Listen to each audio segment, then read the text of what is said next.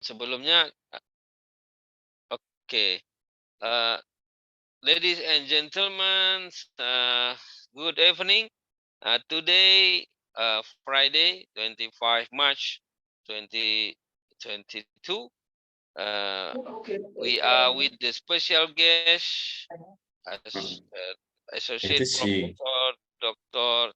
Slamet Soleh from Unsika, University Singapura Bangsa Karawang, West Java, Indonesia.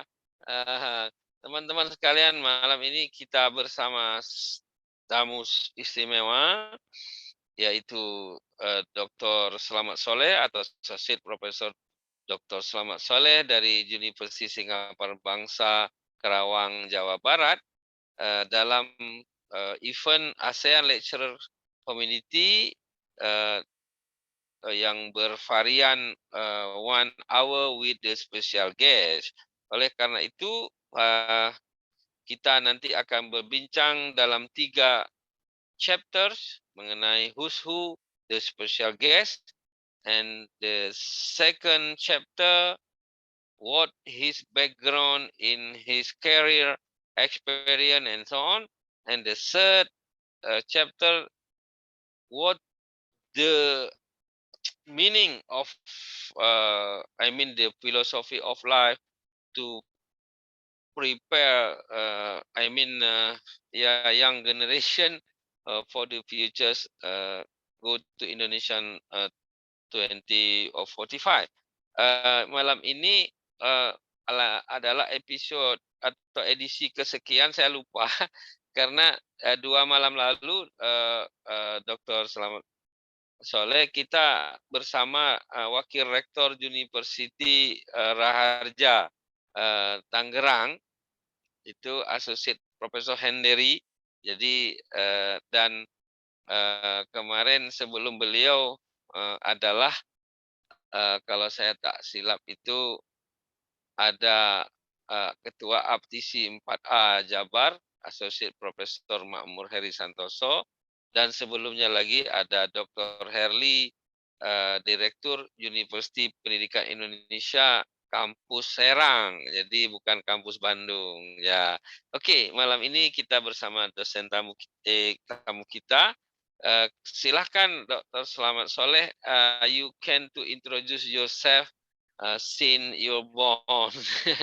Dalam 20 menit 15 menit pertama, about yourself, your born and your school, and then the second kita masuk kepada di mana dulu lama berkarir dalam menapaki kehidupan di bidang yang ditekuni. Silakan.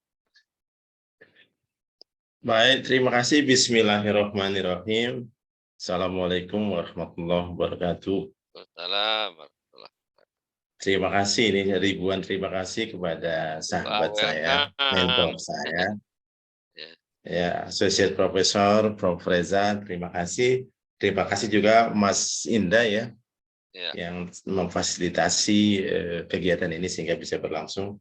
Beberapa teman kelihatannya akan bergabung, ya saya tidak tahu ini dari mahasiswa saya terutama yang di S2. Baik, saya sudah mendapat briefing dari Prof. Reza ini mengenai apa kegiatan 1 hour with someone gitu ya. Jadi saya pikir ini sebuah penghargaan. It's kind of honor for me to be able to speak in this program. Jadi penghargaan yang luar biasa. Saya tidak bisa. Because you are the former of deputy ambassador. Yes, yeah. Tidak bisa saya tolak ini tawaran dari Prof. Reza. Ya, sebetulnya saya khawatir juga nih. Siapa saya ini sebetulnya gitu. Tapi begitu ya, ini sebuah penghargaan yang luar biasa. Baik, saya akan coba nanti membagi cerita saya ini ya. Mungkin ada manfaatnya ke dalam. Kita mungkin sambil ada ngobrol, nanti saya akan nyelutuk juga supaya lebih lebih hidup suasananya. Right. Saya mungkin akan membagi dalam 7 catatan dalam kehidupan. Banyak juga ya. Jadi mulai tadi seperti pendahuluan sekarang seperti sekarang ini. Jadi saya itu lahir di Kediri. Kediri itu kota yang asik lah di Jawa Timur. Ya, saya sudah 10 kali lebih ke sana. Oh iya, Bantu ya. Universitas Islam Kediri. Ya. Ya, di sana ada kampung Inggris itu di Pare ya. Iya, Pare. Yang seluruh warganya berbahasa Inggris itu. Meskipun Ya, logat Jawanya jadi kental. Mandala International itu adalah strategic partner University Islam Kediri sudah ke tahun ke-10. Oh gitu ya. Ya, makanya Ya saya Prof, jadi bolak-balik. saya lahir tahun 1959. Jadi saya sekarang ini sebetulnya 63 tahun ya. You are Atau jangan juga. I am more younger 3 hours than you. Iya. Saya selalu bilang 36 saja, jangan 63 ya. Menjelang Ya. 64. Sebenarnya itu casingnya saja yang 63, casingnya. Tapi Iya, isinya casing ya. 36. Isinya 36, ya betul. Jadi ini luar biasa di pengetahuan ya saya ya. Casingnya itu 3 ya. Isinya yang penting kan 30. Yes, yes, Nah, right. oke, saya jadi menyelesaikan SD di Kediri ya, sampai SD, kemudian kami pindah ke Jakarta. Jadi saya sejak kecil memang SMP sudah hijrah ke sini, Jakarta. iya, sudah di Jakarta. Oh, right. Saya sekolah di SMA 5 itu di Jakarta, kemudian saya sekolah di STM ya. Oh, Pembangunan. Karena dari keluarga, ya saya dari keluarga yang sederhana sehingga praktisnya itu ya STM-nya sudah di mana? sekolah. STM 5 di Budi Tomo. Oh, berarti anak-anak pintar itu. Itu anak-anak tukang bukelayu kan pintar ya, tukang bukelayu itu Ya dulu. termasuk pintar itulah. Iya. Pintar tawuran tapi akhirnya setia kawan gitu kan. Iya betul. Jadi memang maksudnya supaya selesai sekolah itu bisa bekerja gitu ya. Iya, iya. Jadi Jadi saya memang vokasi arahnya waktu itu. iya, waktu itu tahun 76 saya sudah tamat Itu TM, apa kemudian background-nya mesin kah atau apa istilah bangunan kah jadi atau apa? jurusan listrik, jadi saya Oh, elektro. jadi itu sebab Brother Soleh ini cepat menyetrum orang ya karena jurusan listrik. Iya, Oke. mengagetkan orang ya. Nah, tetapi kemudian ini cerita yang lucu sekali ya. Ya. Saya punya teman perempuan itu, teman di kampung, itu seumuran dengan saya, dan dia sekolah di SMA 24 itu di Senayan, di mana kita tinggal di situ. Itu jurusan bahasa Inggris yang diambil sama dia. Nah, satu hari dia ngajak saya mengantarkan ya untuk tes. Untuk daftar Mungkin dulu namanya di masih IKIP ingat Jakarta. nggak? Siapa tahu recorder ini bisa dia dengar nanti. Masih ingat namanya? Iya, namanya Daya ya, namanya Daya. Oh. Masih ingat lah. Dan kita mendaftarlah di waktu itu di IKIP Jakarta, jurusan bahasa. Jadi saya hanya mengantar sebetulnya, nggak berniat untuk kuliah. Itu sudah di Rawamangun. Tapi kemudian di Rawamangun ya. Tapi waktu itu tiba-tiba ada pengumumannya begini, dari STM pun boleh masuk bahasa Inggris gitu. Jadi saya dengan tidak sengaja mendaftar lah sekalian lah. Jadi boleh dikatakan nyasar di jalan yang benar. Betul. Tersesat di jalan yang benar saya. Iya benar. Jadi waktu itu kan tesnya di Senayan ya, semua dites itu. Ya, sebelum si Penmaru itu apa namanya? Oh ya. Sebelumnya itu. Sebelumnya. Itu kita nomornya berurutan. Nah itu dilalah, ini cerita lucunya. Ternyata itu nomor yang berurutan, misalnya nomor 10 atau nomor 11. Tapi begitu sampai di stadion, ternyata kita itu berada di samping pintu gerbang. Jadi nomor 10 di sebelah sini, nomor 11 di sebelah sana kan. Jadi kita agak jauh. Tesnya agak jauhan.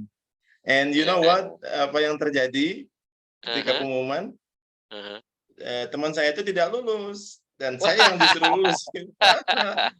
Jadi memang garis tangan selalu sudah ada ya? Iya, jadi itulah hal saya kuliah di IKIP Jakarta, jurusan Oh.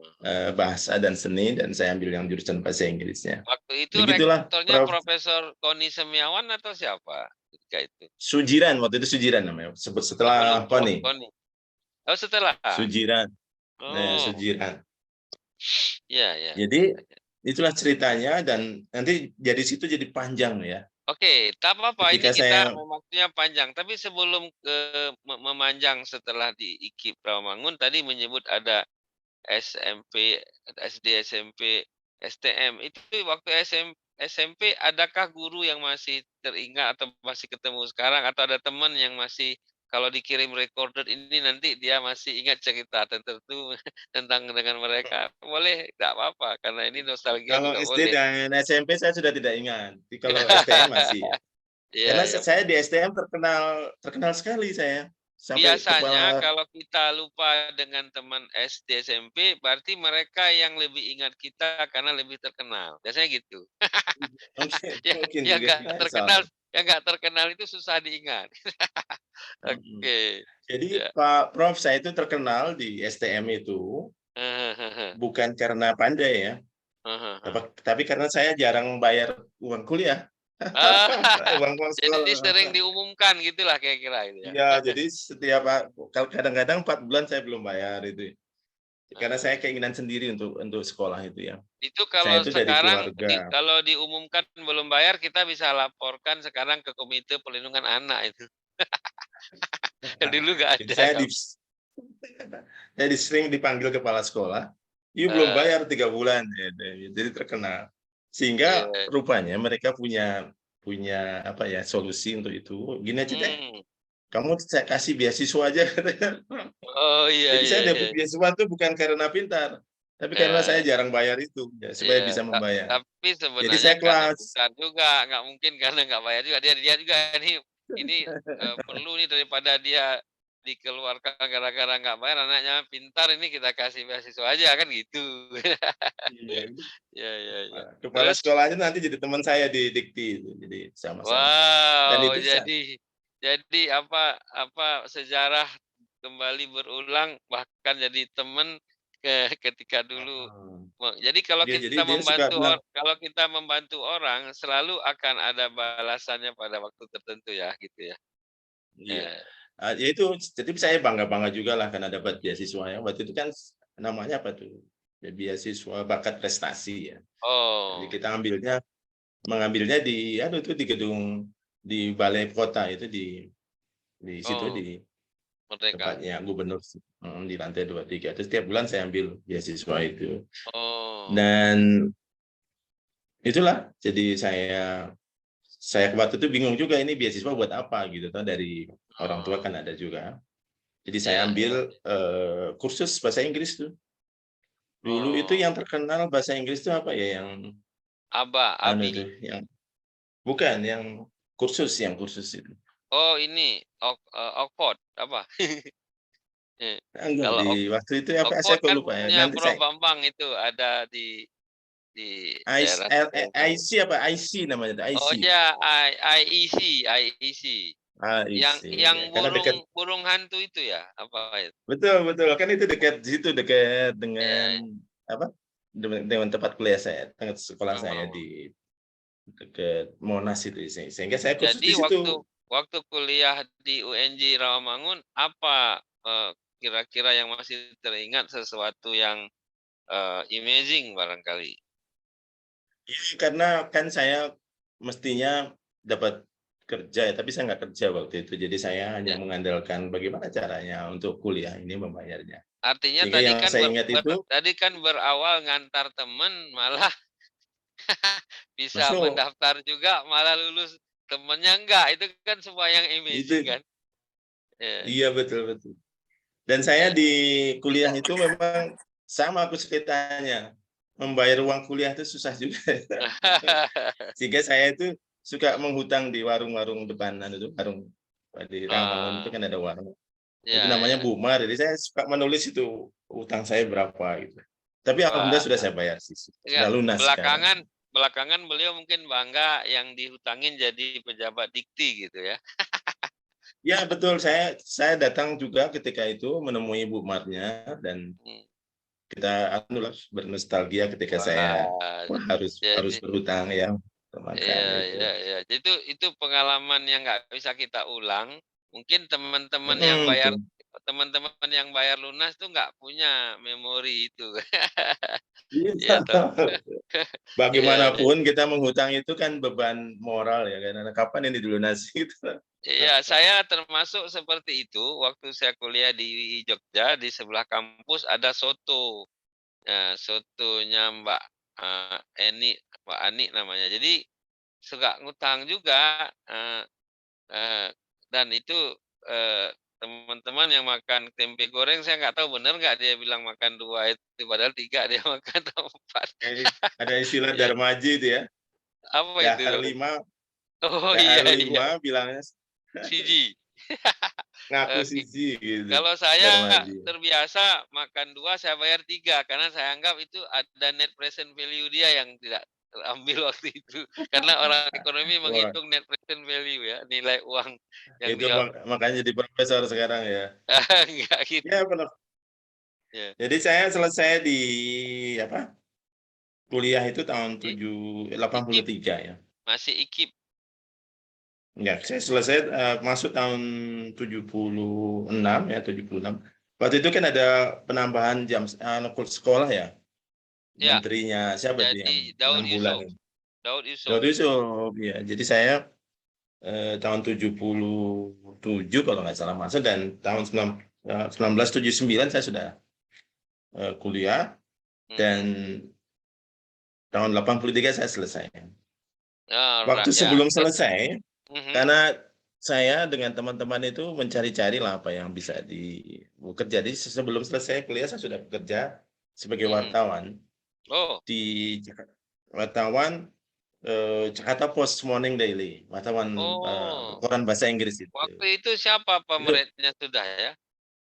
Amir Daud, saya ingat. Oh, Miftahul. Sama apa sih yang Batak, orang Batak itu yang terkenal Ya, itu. orang Batak itu yang lama banget ya di situ ya? Heeh. Iya. Oke, jadi Eh, ini adalah perjalanan seorang Dokter Slamet Soleh, sebagai special guest pada masa beliau lahir di Kediri sampai dengan, dinamika dan juga, apa, hal-hal yang, amazing sehingga sarjana dari University Negeri Jakarta, sekarang dulu IKIP dalam bidang program seni, apa tadi namanya? Bahasa dan seni.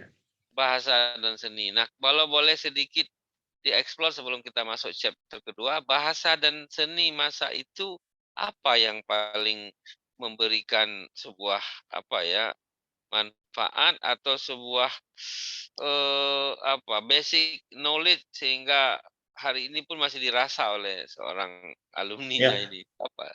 waktu itu di Fakultas Bahasa dan Seni itu setiap kelasnya ada piano ya. Hmm, Di masing-masing kelas itu ada piano. Dan untuk mhm, teman-teman yang belajar musiknya di situ. itu ya, Dan luar biasa. saya orang yang pengen coba-coba terus sambil Oh, belajar dengan teman-teman di sana sehingga saya bisa main piano dan kebetulan oh, saya juga right. suka musik jadi. Nah, Padahal kerja di padahal situ. padahal Rhoma Irama nggak sekolah di situ, dia juga ada lagu piano, mari main piano gitu ya. Iya Iya, iya iya iya. bukan Mas. Ya itulah Oke. yang menjadi cikal bakal sampai sekarang saya masih main piano dan di Alright. rumah ada piano ini saya Wow, bisa nyanyi sendiri keren kalau itu. saya sedang susah hati saya bisa Kalau main gitu musik itu kapan untuk waktu pelipur. minggu depan sebelum Ramadan, eee, Brother Selamat Soleh main piano di rumah, saya menyanyi dari sini. Oke, sip, bisa bisa. Ya nanti Kalau Kang handphonenya Kang canggih kita bisa langsung main. ya, mungkin mungkin Kang Indah nanti sebelum closing remark itu, boleh nayangkan lagu saya bersama my wife yang direkam 2 malam yang lalu. Wah, Ja luar ja biasa. jadi musik karaokenya itu dari Tangerang sana, kami menyanyinya di Bekasi sini. Nah, tapi alhamdulillah lagunya kalau didengar bakal membuat yang mendengar tuh bercucuran air mata karena saking nggak jelas. Enggak, itu suara itu unik ya, dan itu Oke, anugerah lah masih punya suara. baik. Baik, kita akan masuk pada chapter kedua, bagaimana saya menemui atau berkenalan pertama kali dengan spesial guest kita malam ini ketika beliau masih di Direktorat Pendidikan Tinggi Kementerian Pendidikan dan Kebudayaan Republik Indonesia.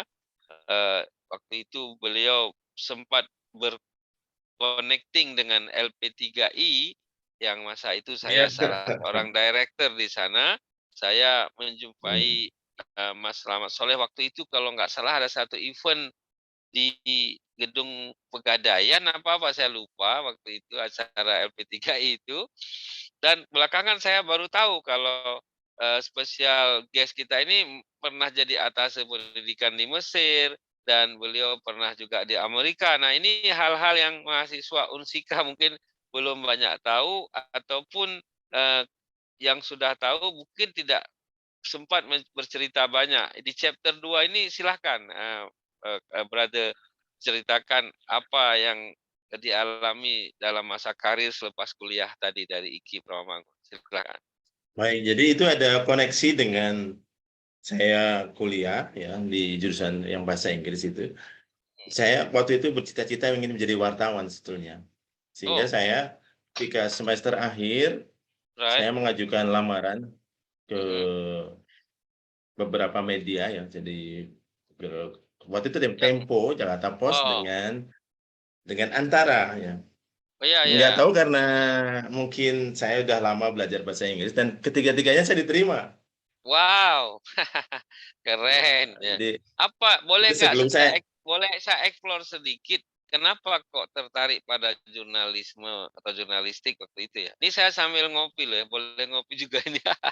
dulu Kenapa juga tertarik? ya karena saya sering baca, hobinya salah satunya baca, jadi saya baca. Waktu Mhm, itu surat kabar atau yang paling terkenal kan itu ya Kompas, Merdeka gitu, dan mhm, majalahnya itu Tempo.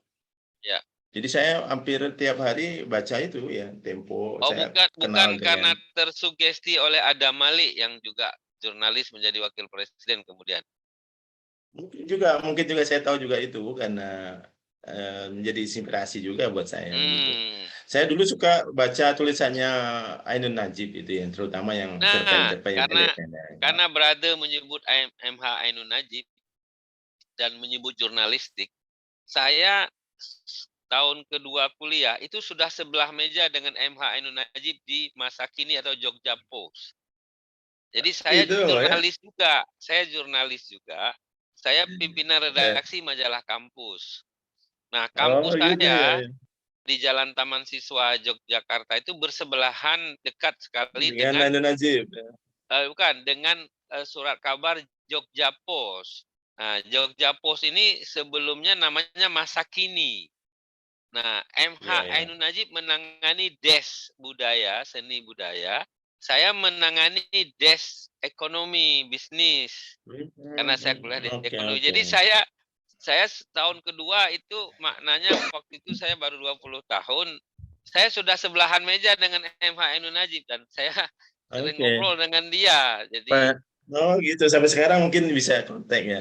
Pada iya, akhirnya saya juga ketemu sama idola saya ini justru di Kairo ya ketika dia membawa rombongan Kiai Kanjeng Kiai itu ke Kanjeng itu, Kiai Kanjeng. ya, di Oh, Kairo, dan kita ketemu beliau di sana, dan setelah itu saya bisa yang minggu-minggu ini komunikasi. dia viral gara-gara bilang Bu Mega nggak tahu apa-apa mengenai rakyat bawah karena dia nggak sekolah dan lain-lain.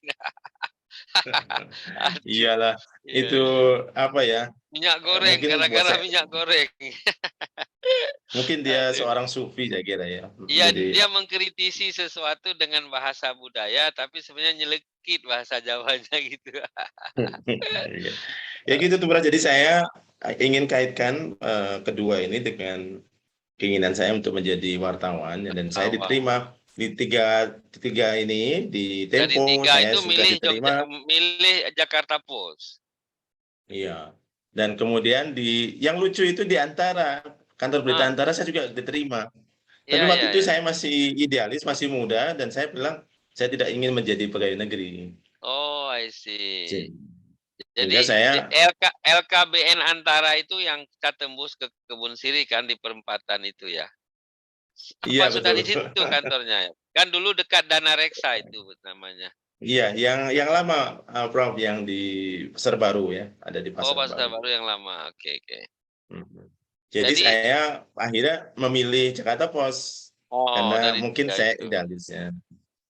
Di Karena Jakarta tadi Post kemudian karena Inggrisnya tadi tertarik pada, surat kabar yang berbahasa Inggris mungkin begitu ya? iya betul. Jadi saya mematangkan diri untuk menulis dalam bahasa Inggris itu di situ menjadi Oh, terbiasa. Di ya. Jakarta Post itu kita di apa ya di rolling gitu menjadi di luar kemudian di dalam sampai ke zaman dulu itu kan di kamar gelap itu ya di apa namanya kalau kita foto mau diupload itu di surat kabar harus masuk ke kamar gelap kita harus Iya bisa benar gitu. benar benar benar. Jadi Kamar gelap. integrasi di dulu zaman itu ya dan saya masuk Jakarta Post itu 83 sebelum lulus ya. Jadi tahun-tahun Oh, awal sebelum lulus itu. Sampai iya iya iya. 84 saya.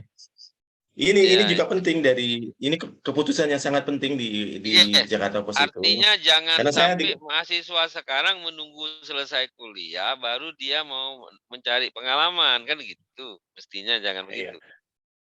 Jadi itu waktu itu saya masih muda dan Jakarta Post itu gajinya besar.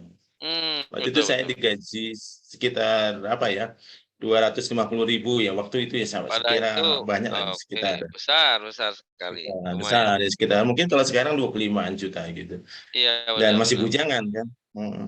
Dan saya bisa ketemu dengan apa pegawai tamu itu bule-bule yang dari Iya iya Amerika dari iya. mana gitu biasa. Lalu saya ngobrol dengan mereka. Iya Saya iya. tahu kehidupan soal di Amerika seperti apa, di Kanada, di kadang-kadang Iya, wartawan apa namanya itu keluar tambahan ya. itu ya. Mhm. Itu masuk di Jakarta Post. Sehingga saya punya apa ya Punya network. angan-angan baru itu. Boleh juga saya pergi ke sana gitu ya. Gitu. Oh, iya iya Nah, iya iya. waktu saya kuliah di IKIP itu, saya dapat beasiswa, Bro. Oh, Ya, beasiswa saya malah 3 ya beasiswanya itu. wow, Ada Super Smart, kemudian ada yang lucu itu beasiswa apa yang harus kerja itu apa namanya wajib wajib kerja itu. belajar, wajib kerja, Ya. ya ya ya. Nah, jadi Karena begitu karena saya berada menyebut beasiswa wajib kerja, saya kebenaran mendapat beasiswa itu dari Kopertis Wilayah 5 Yogyakarta, oh karena iya saya, iya iya. terpilih jadi mahasiswa teladan se-Yogyakarta waktu itu, untuk Oh, PTS ya, lumayan. nggak termasuk Itu Gajah track Mada. record yang luar biasa ya mahasiswa teladan Nah, ya. tapi ketika itu saya harus membantu kampus dan saya diperbantukan jadi asisten Mahfud MD yang Menko Polhukam sekarang. Jadi saya 2,5 tahun nge Mas Mahfud, sampai Luar sekarang biasa. saya bisa Mungkin ini iya WhatsApp dengan mungkin beliau. terbalik ini harusnya Prof aja yang anu ya ini ya. Sejam Enggak, bersama Prof saya gitu.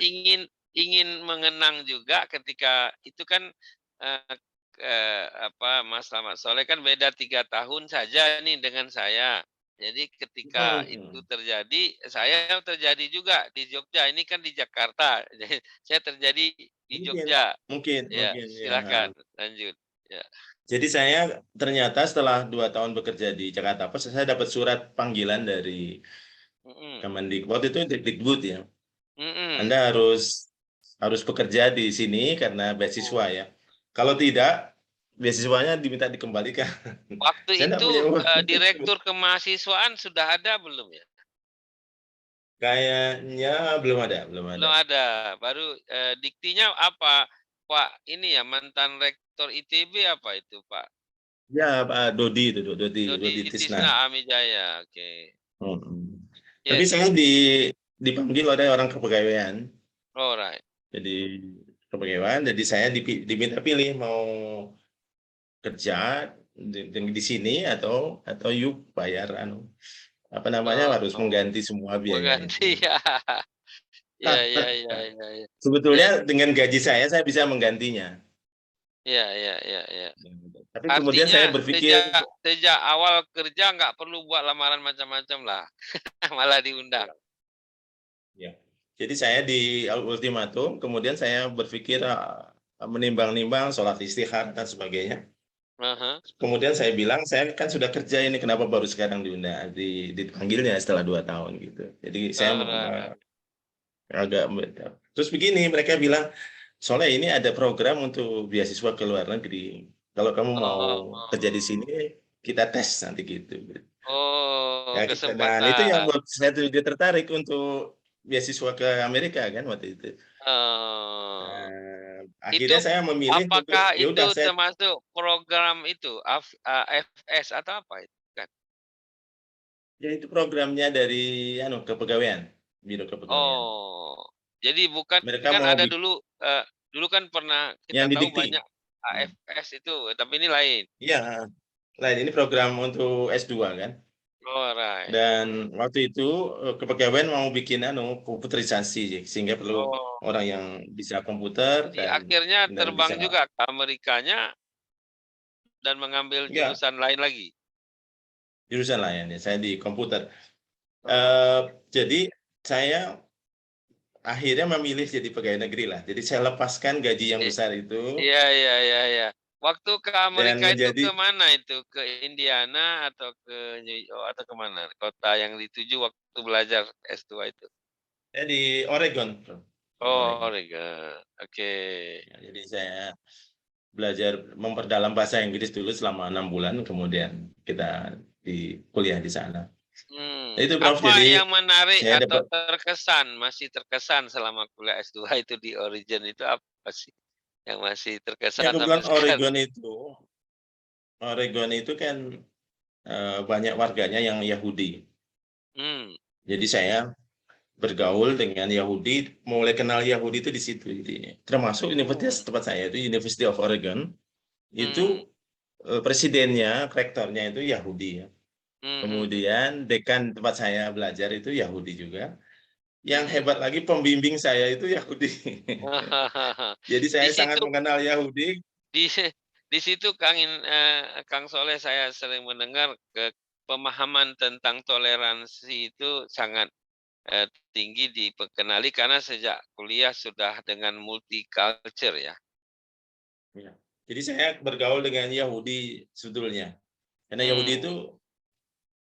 ternyata apa yang dikatakan Quran itu benar ya. Yahudi Oke. itu pintar-pintar gitu. Heeh, heeh. Dan mereka punya agenda khusus lah gitu. Jadi Oh, kalau mungkin mungkin Yahudi itu the bodoh, the spirit of special motivation itu barangkali membuat mereka effort-nya lebih besar ya? mungkin juga mereka memplotting peristiwa untuk kepentingan mereka lah gitu. Oh. Di settingan ini ada.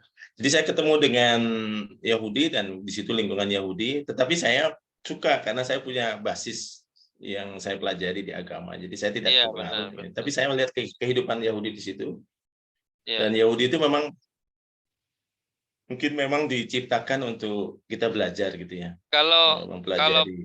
kalau Brother Soleh mungkin juga memahami saya kira, di dunia ini, eee, jumlah profesor yang rasionya tertinggi dengan jumlah penduduk itu ya Israel itu. Iya. Jadi dia itu Dan itu kan, setiap 1.000 penduduk itu satu profesor itu pasti mereka. Nah, iya. be be Dan ya. saya kuliah itu kan kayak mahasiswa kita ini Hmm, dikasih tempat untuk mhm, student hall itu ya, nanti ada hmm, blok-blok mhm, mahasiswa itu. Saya mhm, bergabung dengan Islamic Student Association ya. hmm. Kemudian di sebelah saya itu yang nggak jauh dari saya itu Israel Jewish ya, Jewish Student Jewish Association, dan itu. sebelahnya lagi ada Palestina. Jadi mereka bersebelahan tuh. Oh. Itu yang kesan saya. Yang pertama, wah ini mereka suka berdebat, berteriak-teriak gitu kalau berdebat di antara mereka. Tapi Eee, kemudian setelah keluar ya dari kelompoknya Diskusi itu itu? mereka sangat kompak. Jadi itu pelajaran Oh, yang kita bisa sampaikan. iya. Yahudi itu senang berdebat ya, mereka tukar pikiran segala macam. Jadi begitu Mmm. keluar mereka bersatu itu. Mereka Oh, punya satu pandangan. jadi Itu yang mereka membedakan mana ranah akademik, mana ranah private gitu ya? iya. Jadi mereka akan kompak kalau urusan dengan non Yahudi gitu ya. Tapi di antara Oh, mereka sendiri sama dengan kita, jadi berdebat-debat. Saya dengarkan karena nggak jauh dari tempat saya itu. oh. Nah, itulah saya bergaul dengan pembimbing saya di si Kem Kepner namanya, itu Yahudi benar, tapi orang Yahudi yang baik dia. Yahudi itu kan ada macam-macam, ada Zionis ya, ada yang ortodok gitu, dan ini kebetulan yang baik. Ketika saya ujian, itu yang uji tiga profesor Yahudi itu, yang satunya Zionis ya. Jadi saya satu tidak lulus karena Muslim ya, Muslim gitu. Iya, jadi Yang dua kalau meluluskan. main tinju 2 juri memberikan nilai plus, yang satu enggak tetap lulus Ya, gitu kan. ya. Karena Iya. itu agak rasis memang. Saya lihat begitu ya. Mestinya saya lulus ya, tapi yang satu Iya, lagi karena orang Zionis. iya, Jadi iya. saya banyak belajar mengenai budaya Yahudi, ya, perayaan mereka Hanukkah itu ya. Hmm. Terus apa namanya itu yang sering mereka bilang Holocaust gitu ya, saya tahu lah sekarang. Holocaust. Nah, Heeh. dilalah itu Heeh. suatu hari nanti saya akan bekerja di Mesir ya, di Oh. Egypt yang bersebelahan dengan Israel. Iya, Yahudi, iya, iya, iya, iya, iya. jadi Iya, saya iya, iya, bertambah iya. lagi pengalaman itu. Jadi bagaimana Mesir itu menghadapi Yahudi Israel itu seperti apa gitu. Saya teringat waktu Heeh. saya kuliah di Amerika. Jadi Iya, kesan iya, iya. saya Yahudi itu memang ya begitu. Hmm. Kalau Allah mau kan semua orang baik ya. Iya, Tapi Yahudi itu diciptakan supaya iya. kita belajar dari itu dan kita supaya belajar sabar, belajar menghadapi Yahudi yang pintar itu. Oh, jadi Jadi menjadi challenges bagi kita lah. ya, jadi jangan jangan kenapa sih Yahudi seperti itu ya? Di Mesir itu kasihan Pak orang Mesir itu. Hmm. Karena diancam dia sama Yahudi itu. Hmm. Mesir itu kan kehidupannya berdasarkan itu Sungai Nil itu. Iya, iya. Nah, pinternya Yahudi itu si hulu sungai-sungai Nil itu yang di negara-negara seperti Angola gitu ya, Heeh. di tempatnya Idi Amin Heeh. itu dikuasai sama Yahudi. Jadi Oh. orang Yahudi bilang Mesir jangan macam-macam deh gitu. Nanti kalau Ah. air sungai Nil ini saya racun dari sini, Habis kalian. Anda semua minum racun gitu. Oh, ya, ya, Jadi ya, gitu ya. apa namanya joknya di Kelakuan. situ. Jadi Iya, iya, karena iya. Uganda ya itu udah dikuasai yang tepatnya hulu sungai Nil itu dikuasai oleh Oh, Yahudi. iya. Seperti dijajah itu secara ekonomi. Iya, Jadi iya, Mesir sudah iya. diancam sama Yahudi. Saya jadi ketawa-ketawa karena itu pengetahuan saya ketika di Amerika. Heeh, heeh, Gitu. heeh. Jadi saya Iya. akhirnya dapat beasiswa ke Amerika dan belajar di sana. Banyak hal yang bisa saya hadapi lah. Bagaimana Kalau saya pengalaman belajar di Amerika, kemudian melihat cara kita di sini dalam arti di higher education process or apa namanya itu cara belajar, apa kira-kira yang mungkin teman-teman sekarang ada dari Unsika ikut hadir dan yang lain nanti mendengar recorded ini apa pointers cara belajar di sana yang mungkin bisa dijadikan satu hal yang baik apabila itu bisa dicontoh misalnya, Kang Sule. ya Bro, itu kan sekarang kita lagi ramai soal ya Merdeka Belajar gitu ya. Hmm. Kampus Merdeka. Hmm. Nah, itu berpuluh tahun yang lalu kita sudah Hmm. mengalami itu gitu ya. Hmm. Jadi Hmm. Hmm. belajar itu harus menyenangkan gitu. Di Yes. Amerika itu belajar menyenangkan. Kalau musim summer, musim panas kita tidak belajar di kelas, tapi di luar. Oh, Dan right. itu apa ya make fun gitu. Belajar itu menyenangkan gitu. Ya, ya. Dan sekarang kita baru rame kan mengenai Merdeka Belajar ya boleh terserah lah untuk gimana caranya gitu. Jadi Ya. yang saya pertanyakan setelah sekarang ini kalau orang disuruh belajar ya Merdeka Belajar ya kita juga pengen sih Ya. merdeka mengajar gitu. Oh, Teman-teman I tuh merdeka. see. Benar, benar, benar. Tadi Jadi terserah. tadi sore saya ditelepon oleh seorang bendahara Ikatan Persaudaraan Haji Indonesia. Beliau mengatakan sekaligus meminta saya membantu anaknya yang kuliah di Undip, karena saya juga baru tahu sore ini juga bahwa di Undip itu sudah mewajibkan mahasiswa untuk kuliah 6 semester di luar kampus. Nah, Oh gitu, jadi melebihi kok yang 6 3 semester semester, ya. sorry bukan 6 semester, 6 SKS, sorry. No Jadi SKS. Ya. jadi beliau menghubungi saya minta bantu anaknya untuk bisa saya connecting-kan dengan kampus di negara-negara sebelah karena belum bisa ujian skripsi nanti kalau atau skripsi atau tesis saya lupa, nggak saya tanya program studinya S1 apa S2. Kalau belum, dia ngambil 2 mata kuliah itu di kampus, luar. Jadi saya pikir, oh ini rupanya, Undip sudah, memulainya secepat ini sehingga, mahasiswa harus ada yang kuliah di luar kampusnya sendiri. Jadi, Merdeka Belajar, Kampus Merdeka. Yang juga ingin saya tanya, kalau tadi ide mengajar merdeka itu, menarik itu, apa ininya? Ya kebanyakan kan di Amerika itu sangat independen ya dosen-dosen itu. Jadi mereka punya program sendiri, ya. Kan kurikulum juga tidak terlalu banyak gitu ya, apa muatannya. Jadi Mhm, yang federal itu hanya membuat kisi-kisi besarnya aja. Nanti mhm, yang detail-detailnya diserahkan bahkan kepada dosennya ya. Jadi benar setiap benar dosen itu punya ciri khasnya sendiri. Gitu. benar Sedemikian benar. sampai sedemikian. Tahun itu saya nggak tahu sekarang ya mungkin lebih maju lagi. Nah, Itu ini waktu tahun penting itu. sedikit saya, ikut nimbrung. Saya lihat model dosen di kita itu dari sejak masuk sampai mau selesai kuliah, dia semua yang bicara. Jadi kayaknya 3 SKS itu dia semua ya, habis 3 kali 50 menit itu.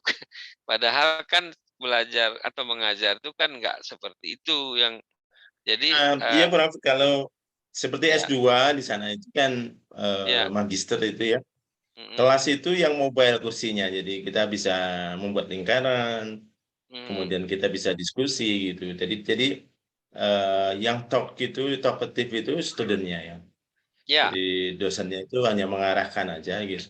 Kalau sekarang ya saya kira persis itu harusnya begitu ya.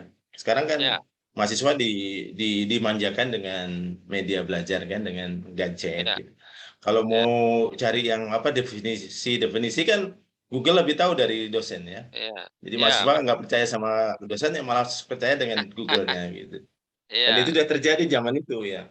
iya, Jadi mahasiswa itu kebanyakan explore ya kemana-mana itu tugas keluar, tugas di mana. Dan yang menarik kan banyak juga mahasiswa dari Israel itu. Saya mhm, waktu itu kebetulan dapat kelompok bertiga itu oke, tugas ya seperti anak-anak ini heeh, dan salah satunya Yahudi perempuan oh, dan perempuan itu dominannya luar biasa pintar dia. iya Saya kira iya, betul juga ya. Bahkan seperti itu ya.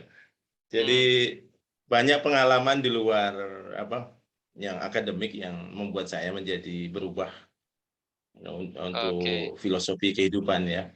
yes, Saya pernah misalnya ada cerita ini ya, tentang beasiswa saya ini kan sudah mau selesai ya. Jadi saya mhm tinggal mhm, masih masih harusnya saya sudah selesai, kuliahnya sudah selesai semua, tapi biasanya masih berlangsung sampai 6 bulan kemudian. oh, Jadi saya pilih untuk memperlambat kuliah ya. mmm, Untuk itu, untuk supaya bis saya bis dapat beasiswa itu berlama-lama gitu. bisa Harusnya saya sudah mengeksplor selesai, tapi saya pengalaman-pengalaman perpanjang. barulah, sampai maksimumlah, heeh, Iya, tapi untuk menjadi terdaftar sebagai mahasiswa, kita harus kuliah kan. Jadi saya ambil kuliah iya yang iya, ringan-ringan, itu yaitu saya teruskan main musik itu. Saya ambil kelas oh musik satu. Kemudian oh yang lucunya itu saya ambil tenis karena senang olahraga. oh, Nah, tenis itu kalau kita enroll itu dites dulu mmm mainnya gitu. Satu mmm sampai 6. Yang pinter mmm, banget 6 gitu ya.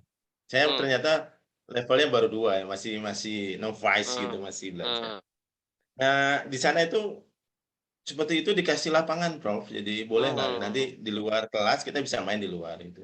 Nanti oh, musuhnya siapa aja kita ketemu. iya iya Nah, iya satu iya, hari saya ketemu dengan mahasiswa bule itu, mmm, ajak saya main gitu ya. mmm. Ternyata dia levelnya lebih tinggi dari saya. Jadi saya dibuat bulan-bulanan sama dia. Mungkin dia senang ya. Bulan-bulanan. Dan selesai main itu, dia bilang, "I like you, you're playing," gitu.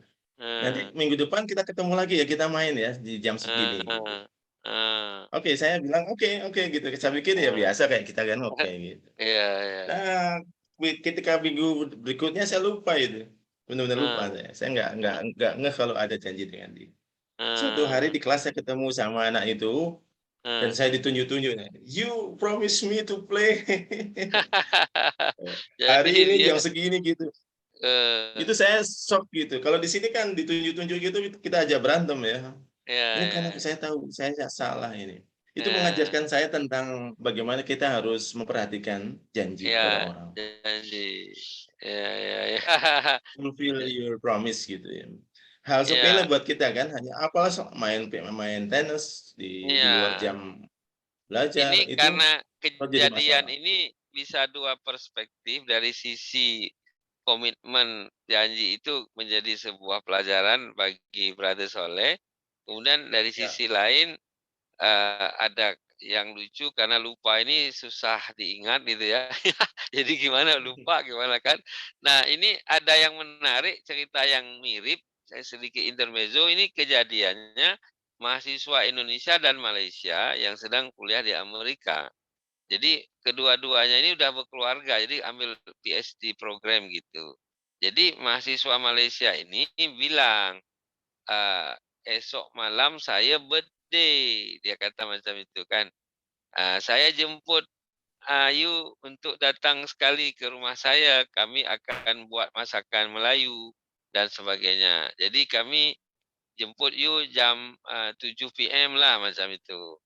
Jadi, mahasiswa Indonesia ini udah siap-siap sejak habis maghrib, udah pakai baju semua, dan tunggulah dijemput oleh Malaysia ini sampai jam 8 nggak ada yang datang, menjemput Melayu mereka. ya, Melayu. Ya Melayu, karena besoknya ditanya, "Kenapa nggak datang? Kami sudah siapkan semua makanan ini itu, tak ada yang datang jemput saya." "Lah, saya sudah jemput dari kemarin," dia bilang. Karena ini salah paham. Dari bahasa Malaysia itu kalau jemput tuh mengundang, bukan tunggu bawa mobil ke tempat dia. Kalau bahasa Indonesia itu kan menjemput itu kan berarti ada yang datang pergi ambil kita. Jadi ini salah paham. Jadi ini Iya, iya. bukan bukan dia lupa ini, justru sudah siap-siap tapi tak ada yang datang. Sementara yang nunggu Sudah kok nggak dipaksakan. nyampe-nyampe. Jadi ini sebuah peristiwa yang mirip tapi beda konteks, beda Iya. bedanya. Satu lupa, satu ingat banget tapi tak terjadi juga pertemuannya. Iya, karena salah Oke, paham. iya Jadi ya, itu, salah paham ada dan gagal kejadian yang paham. mirip juga Iya, ketika saya diundang untuk suatu acara di apa itu, Darwin ya, Darwin itu di heeh, kota Darwin ya di Australia. mmm, Jadi saya diundang teman saya, ada acara mengenai olahraga ya, waktu itu saya pegawai KONI juga yang bekerja di situ. Jadi saya mhm, diundang ke Darwin, nanti sampai sana tuh jam 2 pagi mmm, jadwalnya gitu, itinerarnya gitu.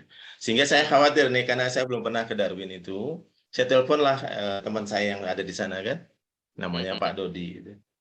Saya bilang nanti tolong dong saat saya dijemput di bandara jam 2 malam gitu. Oke katanya gitu. Sip lah. Tapi batin mmm, saya gini agak ragu dengan Mas Dodi ini. Saya mmm, telepon juga teman saya yang di situ namanya Andrew. Andrew itu saya telepon.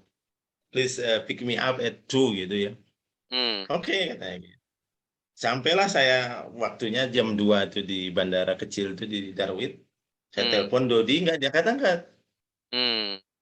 Oh, saya mulai khawatir ini saya jam 2 malam di negeri orang. Saya nggak tahu Mhm, mau kemana, di hotel belum dapat ya. mmm, Terus karena saya nggak bisa menelpon Dodi, saya telepon Andrew-nya. Andrew-nya bilang, "Oke, mmm, saya jemput," katanya gitu. Akhirnya mmm, si Andrew itu yang jemput saya. mmm. Ya, sampailah diantar saya demikian hebatnya mereka hantar saya sampai selesai masalahnya. Saya dapat hotel dan kemudian saya bisa menginap di situ. Apa You pelajarannya know itu? what? Besoknya saya ketemu Pak Dodi itu. Heeh, "Kenapa you nggak jemput saya?" Gitu saya mhm, bilang. Apa dia mmm, bilang? "Saya mhm. ketiduran," gitu. Oh. Kita kan, apa namanya, sikap kita itu ya, bangsa kita itu. Iya iya iya, Orang dari komitmen atas orang promis ini ya. orang keluar negeri itu kan selalu khawatir ya, karena bukan negara Iya kita gitu. iya Kemudian sudah iya, tapi janji dia akan enak aja dijemput, tapi ketiduran. iya. Dan itu Kacau juga. Prof Iya, dan mahasiswa ya, itu menjadi pijakan saya ketika saya menjadi adikut di Kairo. iya Bagi iya mereka iya, saya membuat peraturan, bagi mereka mmm, yang belum pernah ke Kairo, mmm. akan saya jemput sendiri. Wah, Jadi saya akan keren ke keren. bandara dan saya akan jemput dengan karena kan saya punya kewenangan untuk mengerahkan bis, mobil, dan Iya, sebagainya. Jadi iya, mereka benar saya benar. jemput, senang sekali. Bagi mereka yang belum pernah ke Mesir. Yang sudah ya nggak usah karena gitu ya. Sehingga saya Ya. dapat tamu-tamu istimewa itu. Putu Oh. Wijaya itu dengan rombongannya saya jemput gitu. Sampai dia Hmm. nggak tahu ada cerita lucu. Jadi dia tanya, besok saya mau ketemu adiknya. Putu Wijaya itu tanya. Iya benar, Besok tolong populer saya banget. dipertemukan Ya. dengan adiknya ya gitu. Beliau tidak Ya. tahu kalau sedang berbicara dengan adiknya kan. Iya. Itu lucu. Keren. Keren, Ya, keren, jadi keren, saya bilang, keren. Prof, Pak Putu, Anda ini sedang ketemu dengan adiknya. Itu dia kaget juga itu orang itu. Oh, iya, iya, Dia iya, ketemu iya, saya. iya. Jadi Saya dia kira tidak dia sangka saya susah itu lu adikku. saya kira dia susah lupa itu ya, peristiwa itu. Betul, betul. Jadi Dan dia tulis jadi kemudian hari. jadi sebelum Raisa menyanyikan lagu Susah Lupa, rupanya Pak Putu sudah duluan merasakannya dengan Kang Soleh. Susah lupa. Dan itu dapat apresiasi besar saya oleh Pak Putu itu kemudian dia tulis ketika balik ke Indonesia, Ya. seumur-umur saya baru diorangkan di luar negeri itu di Kairo. Gitu. Ini Masya dengan Allah. diplomat. Dengan Iya, iya, diplomatnya iya, namanya iya. Pak Soleh. Jadi saya tersanjung banget itu ya Iya, saya iya. di satu Kan halaman dia di memang sering menulis di Kompas juga kan, Putu Wijaya itu. ya waktu itu dia tulis di Tempo ya jadi satu Oh, Tempo. halaman itu bagaimana dia ada di Mesir dengan rombongannya teater mandiri itu ya. Ya, Dan ya, saya ya. siapkan hotel dan kendaraan. Hmm. Wah, ini luar biasa. Jadi itu karena saya terpengaruh dengan peristiwa yang saya Iya, alami di Amerika sebelumnya ya. maupun di Darwin. Ya, ya. Jadi Itu itu menjadi penting basic. pentingnya pengalaman internasional atau pernah hijrah sehingga pelajaran-pelajaran yang kita dapat dalam interaksi dengan budaya lain, dengan bangsa lain, justru kadang-kadang lebih membekas ya, untuk Ya, menjadi betul. Dan filosofi itu of sebuah penderitaan, Prof.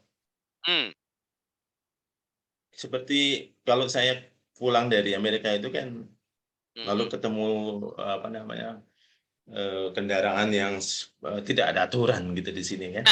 Sementara saya tahu sebetulnya Iya, ada loh aturan yang lebih baik dari ini gitu ya iya, tentang iya, bagaimana berkendara gitu kan saya menderita benar itu.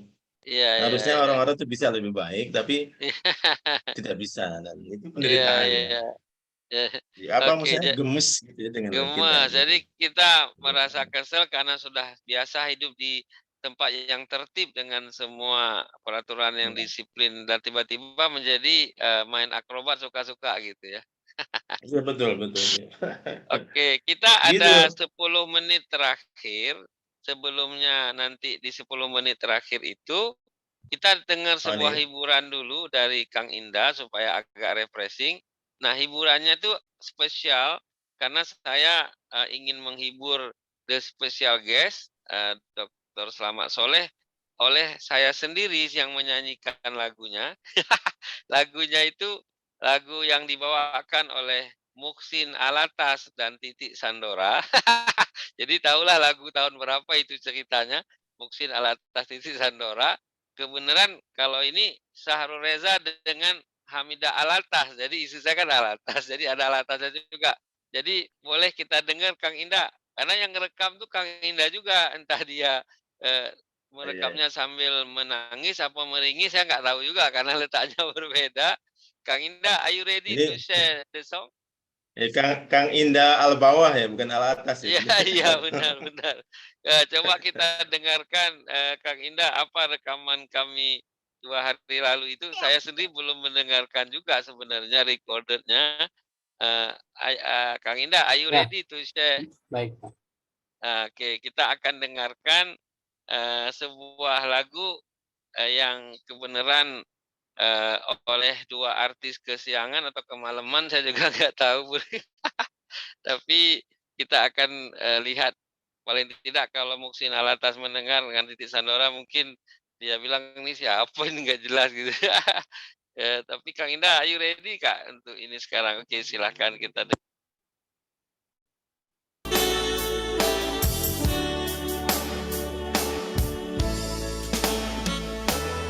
Ladies and gentlemen, betapa sayangku engkau pernah.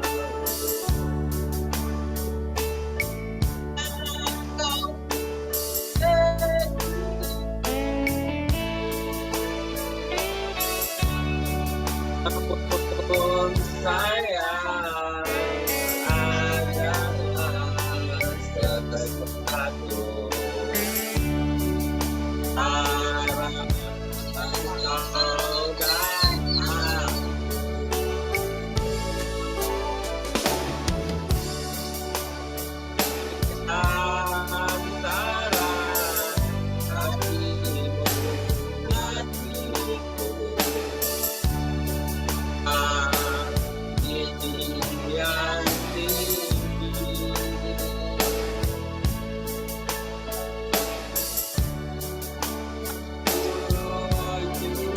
Indah, saya kira sudah cukup dulu. Takut banyak yang beroleh air mata.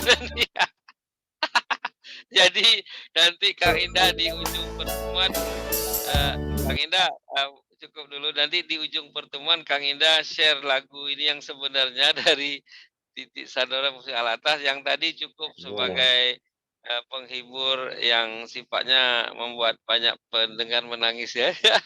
Jadi Kang Soleh mungkin dalam 10 menit terakhir apa yang ingin Anda berikan catatan-catatan penting dalam proses pendidikannya, dalam karirnya, dan dalam keadaan hari ini kita menuju ke Indonesia 2045 yang tinggal 23 tahun lagi Indonesia satu.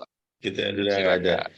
Baik, jadi ada satu episode yang belum kita sampaikan.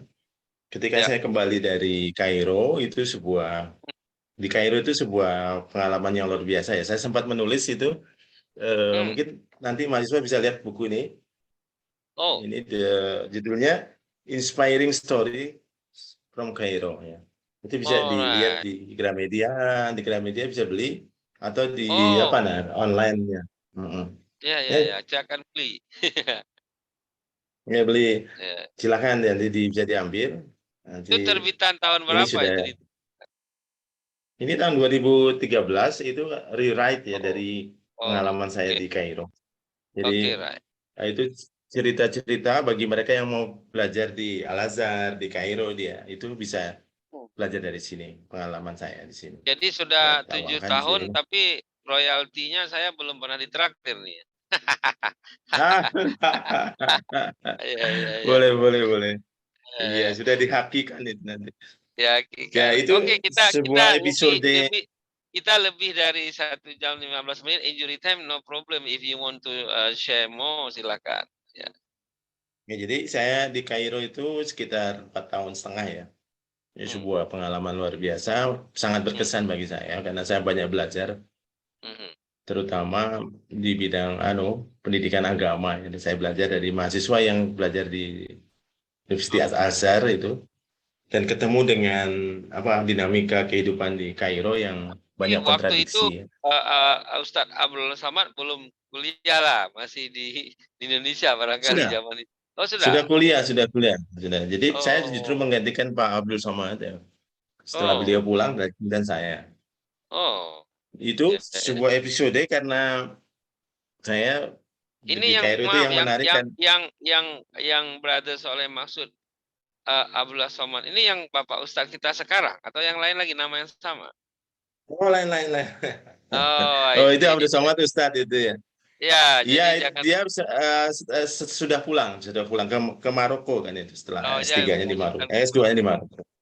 Jadi kebenaran atas pendidikan kebudayaan sebelum Brother Soleh namanya Abdul Somad juga. Iya betul, Nur Somad ya, hampir sama. Yang penting itu jangan sampai nanti ini confused. Oke, right. Iya, silakan. Terus bagaimana ininya? Jadi itu nanti saya bisa bicara langsung dengan mahasiswa karena cerita soal Kairo itu tidak ada habis-habisnya, banyak hikmah kehidupannya. Kalau begitu saya yang ingin explore. Di Mesir ini sempat terjadi turbulensi kan ketika Ikhwanul Muslimin itu memenangkan pemilu di sana yang boleh dikata mengalahkan partai lama di sana, tapi kita nggak bicara soal siapa yang baik. Tapi sebenarnya budaya ataupun keseharian masyarakat Mesir itu apakah mirip 90% dengan Indonesia atau 70%, atau di sana friksinya jauh lebih banyak atau lebih sedikit, macam mana? Mereka lebih akomodatif ya. Jadi kalau Mesir itu kan beda dengan kerajaan Arab Saudi misalnya. Jadi di sana itu orang lebih menghargai satu sama lain dan lebih ramah. Ya. Egaliter lah, istilahnya egaliter. Karena kan Mesir itu dulu begitu merdeka mereka sosialis ya.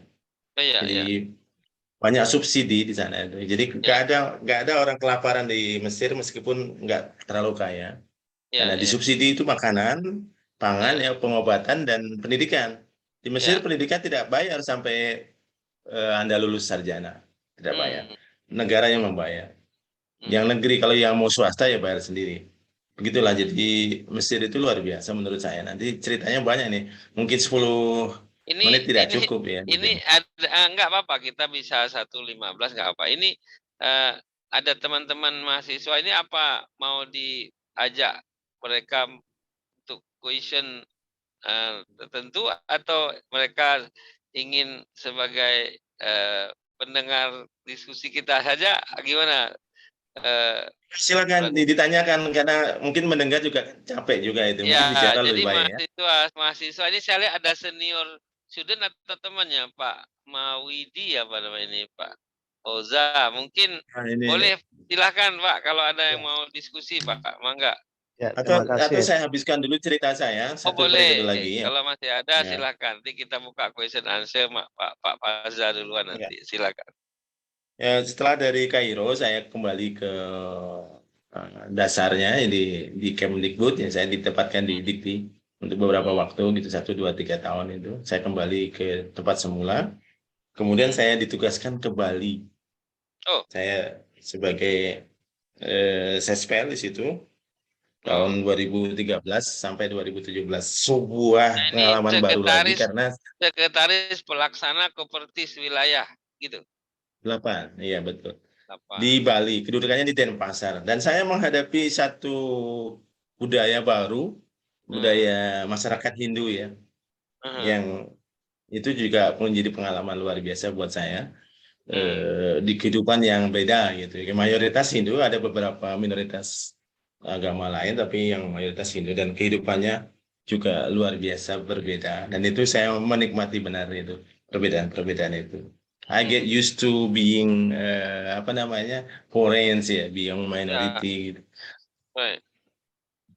Jadi saya akhirnya di situ dan kemudian pada akhirnya saya kalau merupakan perjalanan panjang ini ya, saya ada share sedikit ini apa? Boleh di-share itu? Tadi katanya ada PowerPoint. Kang Indah, you can to share the co-host to Brother Soleh, Kang Indah, karena mau digunakan untuk presentasi screen. Ya, untuk supaya teman-teman mahasiswa ini bertanya mengenai ini ya. Jadi saya kalau boleh. Ya boleh. Akhirnya.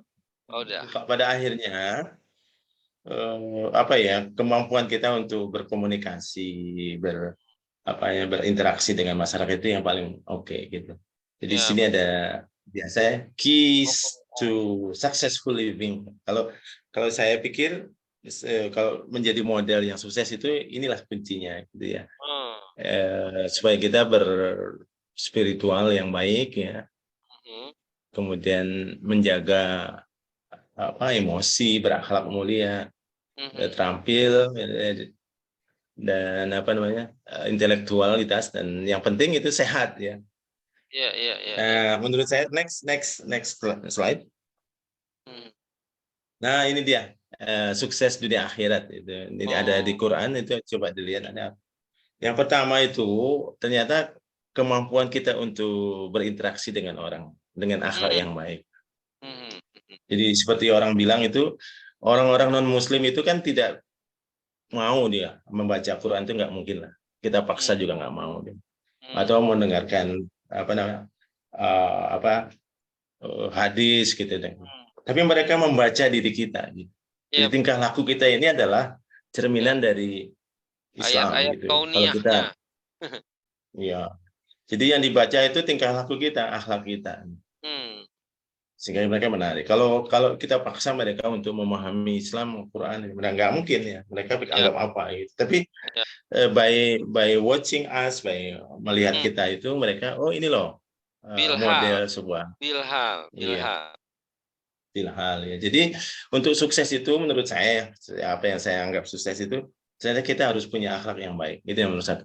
Dan yang kedua, itu harus dibekali juga dengan pengetahuan yang baik ya, ilmu pengetahuan yang cukup. Boleh jadi kan kita menjadi dianggap orang baik, kamu orang baik deh gitu, tapi sayang bodoh gitu kalau nggak punya baik tapi bodoh kan tidak cukup gitu. Bahkan ketika kita dianggap baik dan berpengetahuan, tapi kalau nggak punya keterampilan, skill juga itu, iya sih kamu baik dan pintar, tapi sayang ngomong aja gitu. Hanya apa Iya. dulu istilahnya, Pak? NATO, not action talk only. Iya, seperti itulah.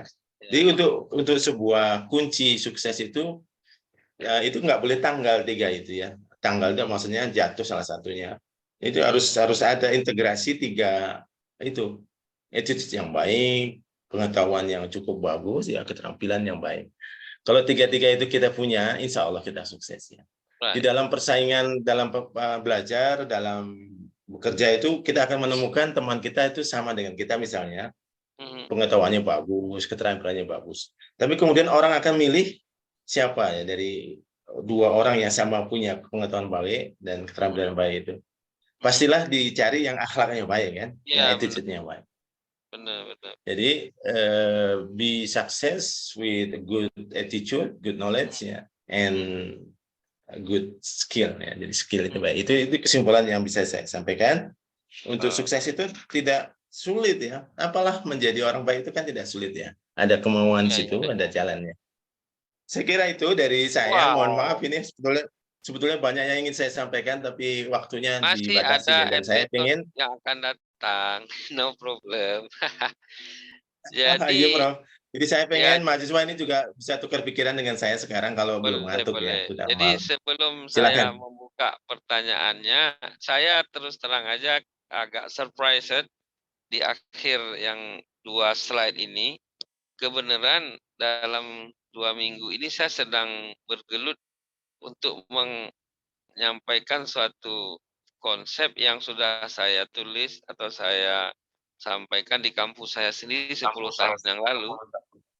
Tetapi justru sekarang yang akan, ini feedback, justru sekarang yang akan memanfaatkan kampus lain. Mungkin Kang Indah 1-2 menit aja sebelum kita buka pertanyaan, ingin kita tampakkan cover yang Kunas itu, kelas unggulan nasional, Brother Soleh. Saya lagi menggagas yang sebenarnya mereborn, karena sudah 10 tahun yang lalu saya buat konsep ini. Jadi gitu ya. Bagaimana menghadirkan mahasiswa atau lulusan yang benar-benar bukan hanya sekedar kuliah, tapi dia menjadi output yang berkarakter dan mempunyai capacity building atau human capital yang, nah ini dia, mungkin Kang Soleh bisa lihat, ini baru belum saya presentasikan ke rektor, sudah dijadwalkan Senin besok atau Selasa. Ini yang sedang kita akan hasilkan, akan kita lakukan. Jadi apa yang Kang Soleh sampaikan tadi sebenarnya ada dalam konsep yang sedang saya reborn-kan lagi dari sebelumnya, sudah saya buat 10 tahun yang lalu, tapi tidak 10 sempat tahun yang lalu ya.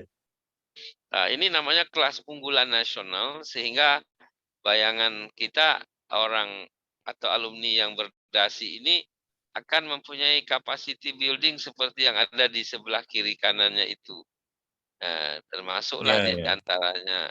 Jadi ada kecerdasan spiritual, kita sebut ibadah dan sebagainya.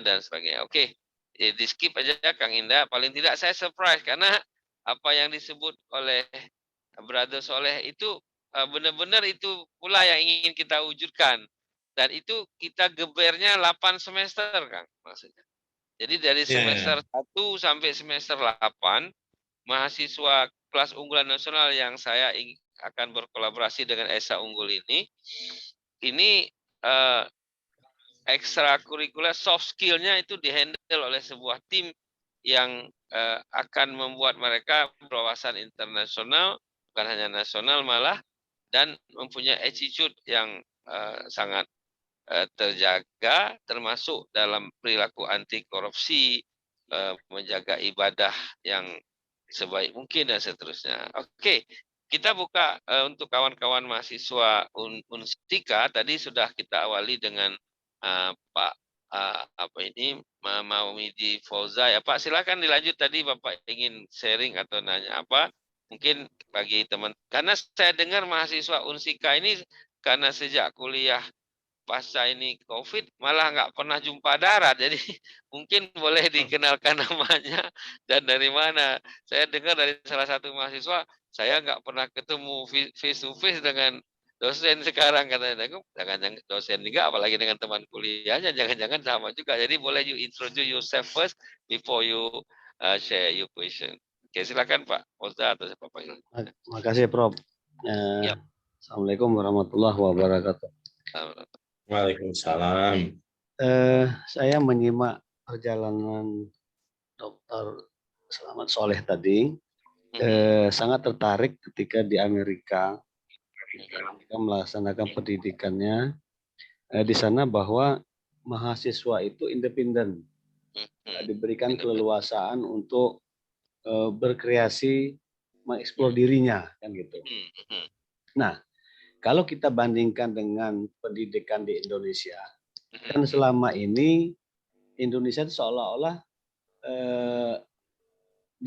dikondisikan oleh dosennya, kan gitu.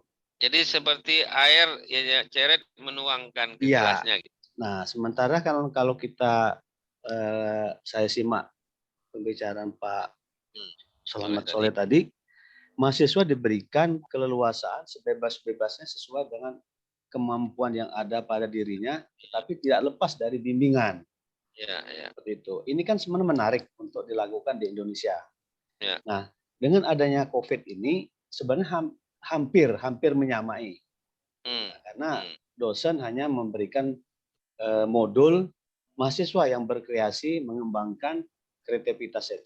Nah, apakah ini sebenarnya pendidikan yang bisa diadop nggak, pendidikan dari Amerika itu ke Indonesia? Nah, seperti itu. Terima kasih. Oke, tapi sebelumnya saya ingin tahu Bapak ini atau mahasiswa Pak Soleh ini Mas Papa panggilan nickname-nya, terus di mana domisilinya, sehari-harinya berprofesi apa ya? Silakan. Saya Wamidi Fauza, Prof. Ya. Asal dari Bengkulu. Oh, sekarang sedang berada di Jakarta apa Bengkulu? Di Jakarta, tinggal di Jakarta. Oke, asli dari sana. Oh ya, jadi. Tinggal di Jakarta, di Cibubur. Karena teman saya mantan rektor University Huzairin itu. Namanya Zairin ya? Ya. Zairin ya? Ya, oke. Ya. Kebetulan saya mengikuti kuliah di PAI ini di luar jalur, Prof. Mohon maaf. Saya dari latar belakang hukum. Tapi saya berkeinginan untuk mempelajari di bidang pendidikan agama seperti itu. Nah, sebenarnya tidak di luar jalur juga, karena dalam Islam juga ada hukum yang terkait dengan education kan? Iya, ada. Ya. Tapi memang secara mindset saya rubah 100% itu. Ya. Karena ya itu sama dengan dosen Anda kan, dari jurusan teknik mesin tadi menjadi seni dan budaya tadi kan, bahasa kan. jadi multi talent jadinya nanti. Ya. Baik, pertanyaan sudah ditangkap bahwa Anda ingin mengeksplor bagaimana supaya mahasiswa sebagai pusat belajar bisa terjadi di Indonesia, betapapun sebahagian mungkin sudah terjadi tapi tidak menjadi masif, sehingga mahasiswa ini sedikit ilustrasi 1-2 menit saja sebelum yang lain saya memberi. Ini Prof Associate Prof Soleh itu terjadi pada Profesor Renal Kasali sendiri ketika dia kan dia alumni dari Amerika juga Pak Soleh. Jadi ketika dia mengajar di UI, di Fakultas Ekonomi UI, Pak Fauza, itu beliau mewajibkan mahasiswanya untuk di akhir mata kuliah beliau untuk membuat sebuah laporan yang terkait dengan pengalaman mereka mengeksplor negara lain yang terdekat atau gimana, tapi nggak boleh dibantu oleh orang tua, baik uang tiket pesawat, nggak boleh diantar ke airport dan mengurus paspor, semua harus pribadi mereka sendiri. Karena beliau ingin mengajarkan kemandirian seperti tadi Kang Soleh menyampaikan, atau Pak Soleh menyampaikan bagaimana kita supaya menjadi capacity building. Jadi alhamdulillahnya beliau sebagian orang tua mahasiswa melaporkan ke komite anak, karena dianggap mengerjain anak dia gitu.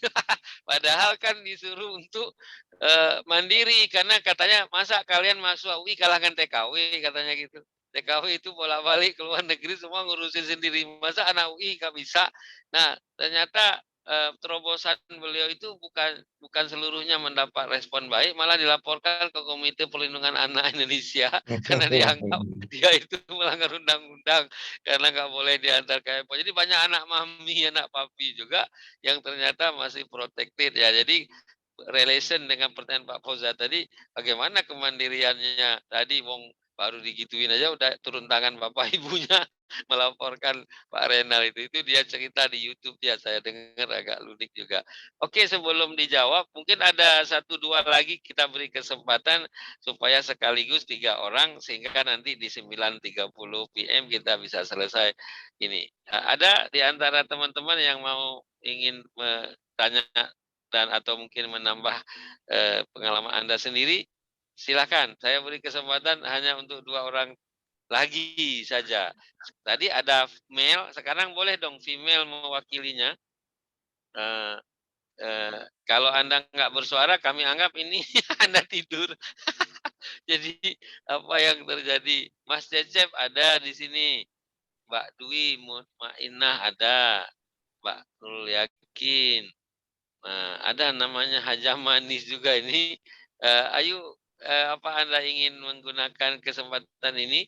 Karena saya menghitung mundur dari angka 5 ya. Kalau sampai angka 1 Anda nggak menggunakan, berarti Pak Soleh akan mengeksplor satu penanya. Oke, 5, 4, 3, 2,5, 2, 1,5. Halo, 1. Oke, kalau 1 saja kita mungkin pertanyaan ini mewakili yang lain karena ingin tahu bagaimana supaya belajar sebagai center of proses education prosesnya dari mahasiswa. Silakan Pak Soleh.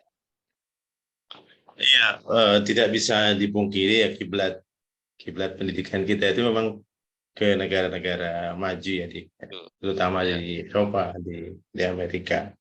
Ya. Jadi sebetulnya kita sendiri mestinya bisa menggali apa yang kita sudah punya ya. Seperti dulu tuh zaman saya kecil, mungkin jangan Prof juga ya. Sekolah SD itu risikonya 2 ya. Naik kelas atau tidak kelas, naik kelas atau tidak naik kelas gitu kan. Dan itu dianggap biasa gitu. Jadi tidak merana orang kalau misalnya tidak naik kelas gitu ya. Orang tuanya juga tidak marah-marah, memang mungkin waktunya dia untuk tidak naik kelas. Nah, sekarang kan kebalikan, sekarang ini semuanya harus naik kelas gitu.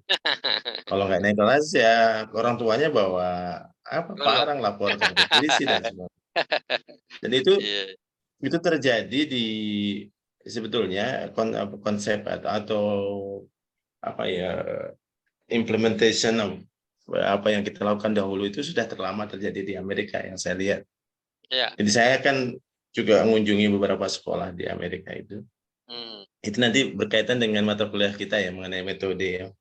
Jadi yang dikenalkan banyak itu metode mastery learning ya. Jadi bahwa semua mereka anggap bahwa anak-anak itu bukan hanya anaknya orang tuanya saja, bapaknya, ibunya. Tapi anak-anak itu adalah anak-anak kita semua. Jadi mereka menghargai anak sedemikian rupa. Anak itu kalau kita namanya anugerah kali gitu ya. Mereka harus dikembangkan. Bukan hanya anakmu loh gitu. Anaknya siapapun itu adalah anak-anak kita yang harus kita kembangkan. Sehingga mereka melihat itu dengan cara yang sangat sistematis gitu. Mereka kan juga sama dengan kita, ada early education ya. Elementary, ada secondary sama tertiary sampai perguruan tinggi gitu. Jadi itu menganggap bahwa manusia itu sebuah makhluk yang istimewa gitu. Semua individu di Amerika itu boleh bermimpi jadi apapun. Jadi kalau mau capai mimpi, capailah dengan apa yang kamu punya gitu. Dengan apa? Karena kamu itu unik. Ya. Orang dilahirkan itu dengan unik dan istimewa. Jadi mereka ditanamkan untuk menghargai dirinya sendiri. Caranya seperti misalnya ada namanya itu Pak Fauza ya, yang namanya konsep honor system. Jadi orang harus jujur pada dirinya sendiri. Kalau misalnya sekolah mendapat nilai 10 itu karena pekerjaannya sendiri. Atau dapat angka apa 0 kayak ekstrimnya gitu ya. Itu mereka nggak apa itu dia harus cari solusi yang lain yang mana dia akan bisa gitu. Dia tidak masalah dapat 5, dapat itu kalau tapi atas hasil sendiri. Jadi namanya cheating itu sebuah aib yang luar biasa. Dikenalkan dari kecil. Ini menyontek di budaya kita itu sering ya menyontek ya. Anak-anak di Amerika dari kecil itu didoktrin bahwa menyontek itu tabu. Itu merusak dirimu sendiri, tidak menghargai dirimu sendiri. Dan itulah dari kecil ditanamkan sedemikian sehingga berikutnya ketika mereka dewasa itu sudah tertanam di dalam dirinya. Kalau bukan haknya ya jangan diambil gitu. Kalau saya nggak bisa ya nggak bisa, saya harus mencari jalan yang lain yang dimana kita bisa. Jadi sehingga timbullah model belajar yang master learning gitu ya. Tidak ada orang yang dianggap bodoh di sana. Jadi yang bodoh tidak ada yang pintar banget. Tapi orang itu speednya dihargai masing-masing, karakternya dihargai masing-masing. Jadi orang itu dianggap ini cepat, ini lambat gitulah. Yang cepat di treatmentnya bagaimana gitu, terus lebih banyak dikasih pekerjaan-pekerjaan yang menantang. Yang lambat diikutin sampai dia bisa. Jadi diikuti kemampuannya. Everybody is unique person ya. Ya. Sampai mereka bilang even the twin is unique. Bahkan yang kembar identik itu tetap berbeda kan. Paling nggak ibunya bisa lihat yang beda si A gitu. Ini ponakan saya itu ada. Pak Soleh, ini saya lihat Mas Nurul Yakin ini menghidupkan kameranya. Apakah Anda Mas Nurul mau menggunakan kesempatan yang terakhir sebelum kita 10 menit lagi Mas Nurul? Anda mau menanyakan atau ingin sharing apa, kami persilakan. Ini injury time ya. Silakan. Pertanyaan bebas ya, Prof. Oh iya, ini MC kita masa itu, saya ingat namanya nih, Nurul Yakin. Bahasa Inggris ya. Yeah, you can to ask with English or with Malay or with Indonesia, please. Ya. Jadi nanti Kang Indah akan menayangkan lagu terakhir nanti dari Thailand yang mungkin menarik bagi teman-teman yang belum pernah mendengarkan karena Pak Soleh adalah orang yang suka seninya sehingga teman-teman yang belum pernah dengar menarik. Kalau belum pernah ya, tapi kalau udah pernah mungkin bisa yang lain Kang Indahnya. Oke, sekarang kita dengar Mas Nurul dulu. Silakan.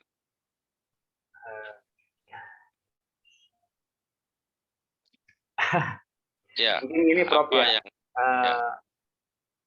Seperti Pak Slamet, Profesor Reza, kunci utama untuk mencapai pada titik itu dalam artian misalnya bisa jadi profesor atau bisa ke luar negeri Pak Slamet. Intinya di mata kita mungkin kita enak ya jadi profesor gitu ya. Enak ya jadi kayak Pak Slamet bisa jalan-jalan ke luar negeri tanpa kita tahu apa proses yang ada di balik itu semua. Nah, mungkin itu yang menjadi menjadi pertanyaan kita ya. Apakah bagaimana membuat sebuah roadmap supaya mencapai suatu positioning tertentu dengan terukur barangkali gitu ya? Ya, betul itu Prof. Kira-kira seperti itu. Silakan Bapak dosen bahasa sarjana Unsika. Pertanyaan Mas Nurul Yakin. Saya lihat Mas Nurul ini saya ingat mantan juru bicara KPK itu. Ferviansah ya mirip-mirip. Ya silakan Pak Saleh. Handsome. Oke. Jadi saya bersyukur ya bahwa saya diberi kesempatan mungkin lebih dari kebanyakan orang. Bahkan saya merasa saya itu dimanjakan banget sama Allah gitu ya. Amin. Tapi gini, sebetulnya saya punya rahasia itu begini. Akhirnya saya yakin bahwa berdoa aja. Dalam hidup ini berdoalah. Apa yang kamu inginkan doakan. Allah nanti akan yang mengijabah itu doa sesuai dengan pas kitanya ya. Pas kita butuhnya itu akan diberikan oleh Allah. Dulu saya tuh bermimpi waktu kecil ya, ada pesawat terbang gitu. Saya mimpi enak juga kali ya naik pesawat itu. Saya berdoa sama Allah, ya Allah kapan-kapan saya boleh dong naik pesawat gitu. Wow, Dan the ternyata power suatu of hari pray ya. pada Boleh dibilang gitu, ya, jadi Pak Soleh. The ya power of pray. doa itu yang doa dan usaha pasti harus ya. Dan kita sekolah, kemudian bekerja, kemudian ditugaskan untuk akhirnya naik pesawat. Satu hari saya bermimpi juga, saya berdoa sama Allah, ya Allah, kayaknya salju itu bagus sekali ya, saya belum pernah merasakan itu. Saya minta waktu itu ya, dan inginnya kan besok dapat salju gitu.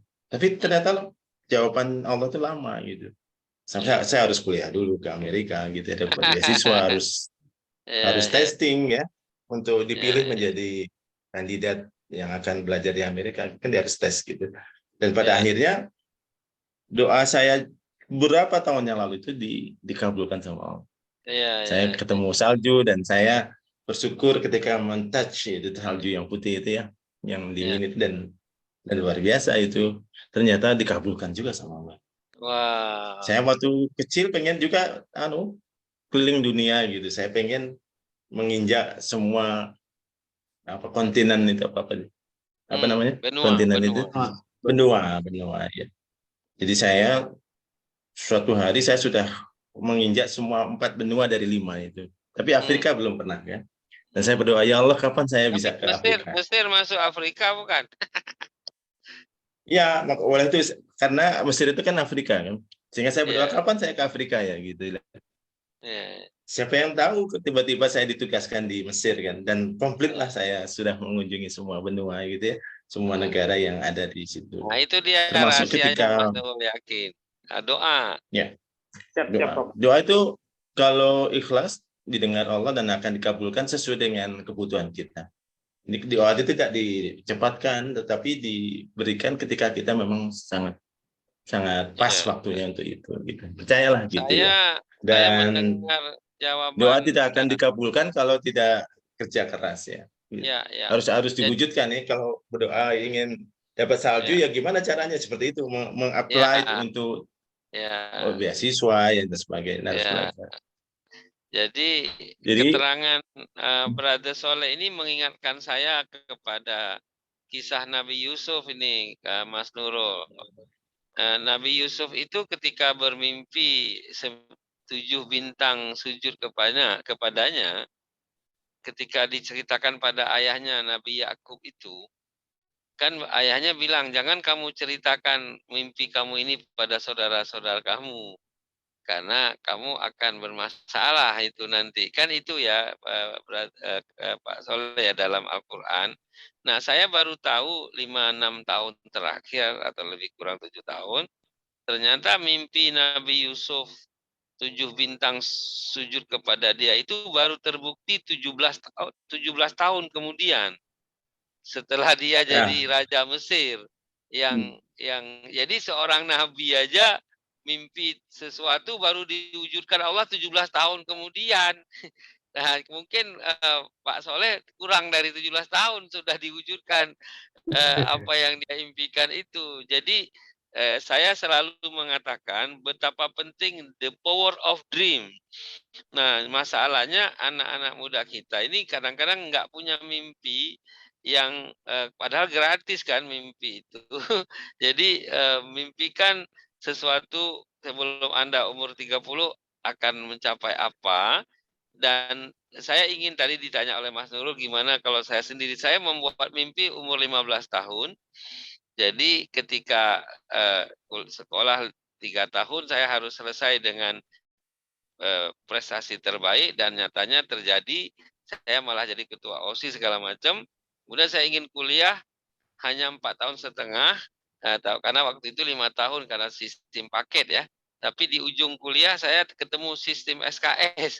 Jadi bisa selesai lebih awal dan menjadi mahasiswa teladan se-Yogyakarta itu. Kemudian saya pingin habis kuliah kerja 5 tahun aja, habis itu saya buat perusahaan sendiri. Jadi saya memang kerja hanya 5 tahun dan keluar dengan posisi yang sangat baik ketika itu. Dan saya mau nikah umur 27. Saya pun mengeksekusi juga nikah umur 27. Nah, kemudian saya pingin anak 3. dieksekusi juga anaknya 3 juga. Dan saya pingin setiap anak jaraknya 4 tahun. Saya KB lah 4 tahun. Nah, tapi pas anak ketiga udah 4 tahun, bingung saya ini diteruskan apa enggak ya. Ya jadi tanya pada ahlinya, tanya dokter kandungan, wah ini bapak ibunya masih subur ini diteruskan aja katanya. Ya udah spiralnya dibuka, ya hamil lagi, anaknya jadi 4. Jadi apa yang ingin saya cerita karena special guest bukan saya tapi Kang Soleh, the dream itu with the pray and the good effort itu akan mendatangkan atau mendekatkan Anda pada yang Anda inginkan, tapi the result itu Allah saja yang punya authority pada waktunya sesuai dengan kapasiti kita. Jadi itu yang tadi disampaikan. Nah, ini kita sudah masuk di 2 menit terakhir, mungkin closing remark dari special guest Dr. Slamet Soleh MSc. Silahkan Dr. Soleh. Baik, terutama terima kasih ke Pak Prof ya, Prof Reza dan Pak Indah yang terus mendorong saya untuk bisa mewujudkan ini ya, semacam apa nih, dialog 1 jam dengan siapa ya. Terima kasih dan terima kasih juga kepada mahasiswa saya ini yang sudah malam juga tetap on gitu mendengarkan ini.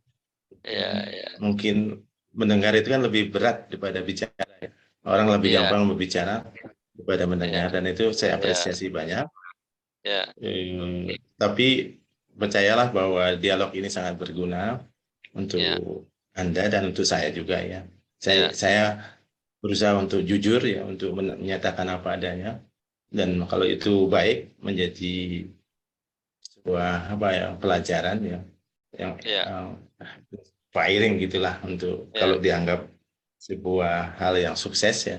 Sukses itu kan nanti Allah yang nentukan di akhirat ya. Sukses itu kalau masuk surga gitu. Iya benar. Kalau jadi apapun kalau masuk neraka kan tidak sukses. Gitu. Benar. Ya, sementara itu kan dari Allah ya. Kalau mau masuk neraka, mau surga itu Allah yang nentukan. Bukan siapa-siapa. Tetapi salah satu yang menjadi catatan itu kan usaha kita yang ikhlas gitu. Kalau salah satu yang menarik itu yang you senangi apa gitu. Ditekunin aja itu ya. Itu nanti kalau ada kesempatan sesuatu belajar apa yang baru yang menarik gitu. Kita tidak tahu apa nanti gunanya ya. Saya dulu waktu di Amerika justru saya belajar bahasa Arab itu dengan teman-teman yang dari Timur Tengah karena banyak di masjid kan saya kumpul dengan mereka. Mereka bilang, "You kenapa nggak belajar bahasa Arab?" Saya bilang, "Why not?" gitu. Jadi sehingga saya belajar yang mengajari mereka. Orang-orang Arab yang di mana-mana kan kumpul di musola kita itu. Kita punya masjid di sana tuh Pak Prof. Jadi kumpulan orang-orang Islam itu dan saya diajari sehingga saya belajar bahasa Arab itu dengan penutur bahasa Inggris. Jadi saya dapat 2 hal. Saya tidak tahu waktu itu untuk apa saya belajar bahasa Arab itu untuk apa gunanya. Saya tidak tahu. Tapi karena ada kesempatan untuk belajar dan orang Arabnya sendiri ada, saya belajar. Dan you know what? Ketika ada seleksi untuk menjadi adikut, salah satu syaratnya you speak bahasa Inggris, you speak bahasa Arab. Dan saya bukan takut, saya malah nekat itu ya. Tentu dengan belajar di yang informal di Amerika itu tidak bahasa Arab yang bagus kan, jadi seadanya aja, patah-patah gitulah. Tapi saya dengan PD mengatakan saya bisa bahasa Arab gitu, meskipun hanya 1-2 kata gitu. Itulah jadi sedikit PD itu penting ya. Itu syaratnya kan karena harus ditempatkan di Kairo yang berbahasa Arab kan. Tapi karena kita jadi diplomat ya diandalkan bahasa Inggrisnya. Jadi kita belajar aja apa yang Anda inginkan. Jangan tanyakan untuk apa gitu. Nanti kalau ahli akan ada ketemu jodohnya untuk jadi apa gitu. Sekarang yang ini kan seperti Pak Fauza itu belajar ilmu agama, sementara backgroundnya kan di hukum. Karena masalah belajar aja ini. Nanti akan ketemu sesuatu yang menarik buat Anda gitu. Ada kesempatan apa bisa diambil itu. Bayangkan kalau saya tidak belajar bahasa Arab, kan tentu saya tidak pede waktu mengajukan lamaran untuk jadi adikut kan. Oke, jadi Oke. belajarlah yang kamu senangi, belajar gitu. Terima kasih. Mohon maaf ini harus mendengarkan saya ngoceh ya. Very interesting. What your passion you can to develop yourself. Jadi teman-teman Unsika, saya ini sudah kalau international share lecture saya katakan sudah 160 episode lebih. Tapi di special guest ini mungkin ini orang ke-12 apa nanti ada 3 yang paling menarik kalau